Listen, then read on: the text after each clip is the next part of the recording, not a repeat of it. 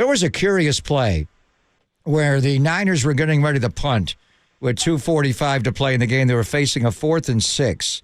And the line judge over on the Seattle sideline, ward number 16 yesterday, Kevin Cody, for some reason, he came running from the Seattle sideline and he stopped the game.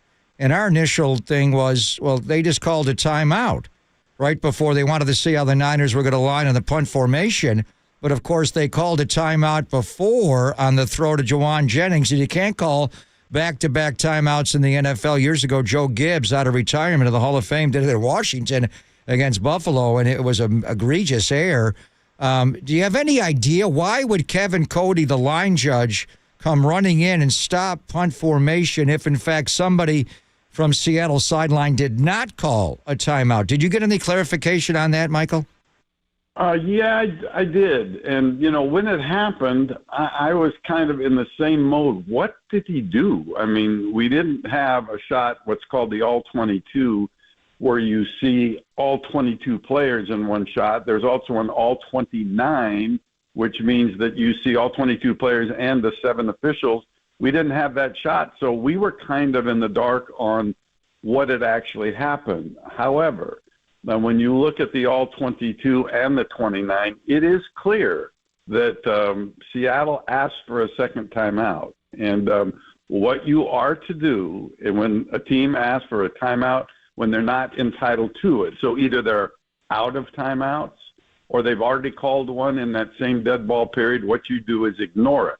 Now, it didn't get ignored. It got granted. All right, so what does the rule? Is it simply a do-over at that point because the officials erroneously granted that? No. It is a 5-yard penalty, even though the official shouldn't have stopped it. When he does, then it's a 5-yard penalty, and that's a rule. To me, it's kind of one of those unforgivables, and they recognized it, which then we saw them try to get the teams back on the field rather quickly. And but in reality, instead of having that 4th and 6 punt, worst case scenario, I guess, is you have a 4th and 1 punt because it's a 5-yard penalty. You may go for it on 4th and 1 and not punt on the ball. Which then leads to probably what I would call a probability of going for it from 4th and 1. So that it's like judgment. Judgment is judgment. Judgment is hard. Rule is not.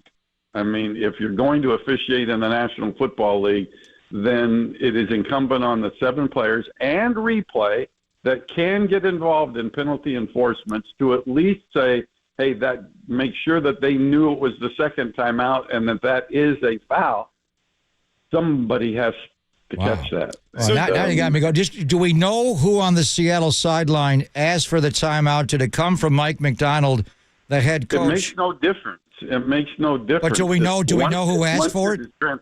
Well, no, I don't know. I didn't see. I just confirmed that it was a coach that asked for it. That's all that I confirmed when they were looking at it back in New York. But they couldn't tell from the all-29 which it was. But once it's granted, it's a foul, period. So it's that's you get with all the missed face masks that we have seemed to have had, you can sometimes see how that happens. When I ran the program, I never expected perfection when it came to judgment.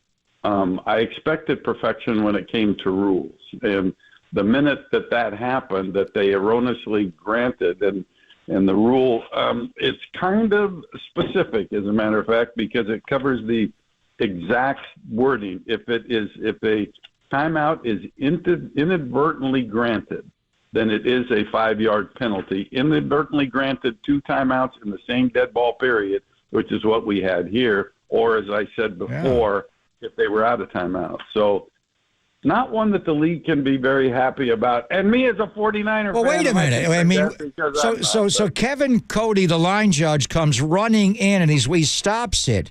And then he goes and talks to Brad Rogers, the whitehead, and they go over and talk to Mike McDonald. I mean, was it a cover-up in that situation? I mean, why did he grant him the timeout?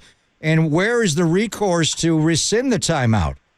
Well, look, it can the ball's about ready to be snapped. okay, and I'm Kevin Cody here, or if that's who it was. It was the line judge, number 16. Yeah. So I'm like, okay, the ball. It was almost snapped, and so you're looking at false starts and all this stuff. And all of a sudden, somebody behind you goes timeout, timeout.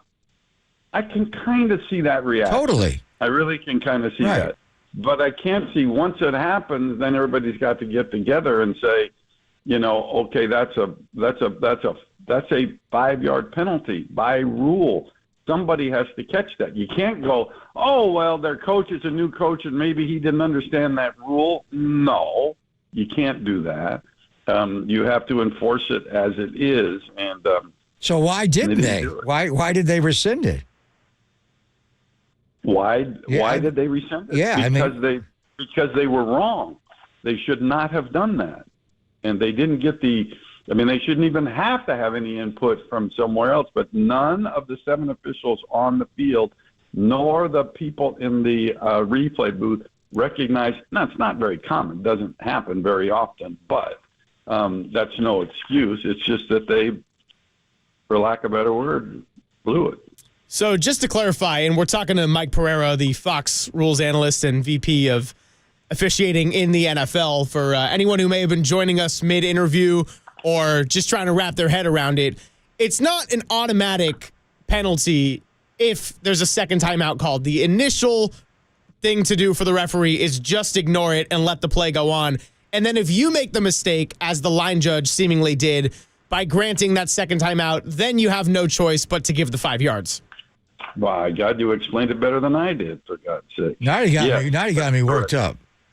I don't want to get you worked up. Now we're going back to the Lewis Murphy play. Remember the Lewis Murphy play against the Chargers? God, I'm not even going to tuck you on you, Pereira. I'm going to Lewis Murphy.